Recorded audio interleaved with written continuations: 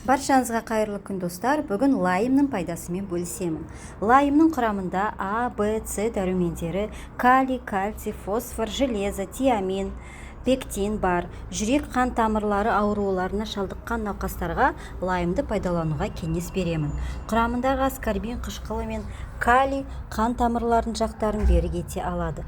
Ал фосфор мен кальций тістерді тіс шиегінен және зиянды қыртыстардан сақтап, қызыл иектің қан айналымын жақсартады. Лаймның бойындағы пектин біздің ағзамыздағы уытты заттардың шығуына жағдай жасайды. Асқазан, ішек жолдарындағы ауруды басады.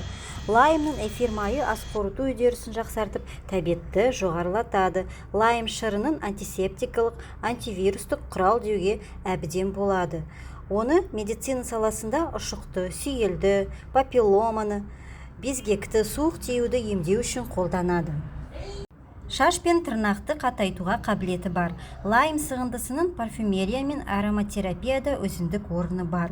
Лайм жүйке жүйесін тыныштандырып, көңіл-күйді көтеріңкі етуімен де жұртшылықтың ықыласына бөленіп жүр.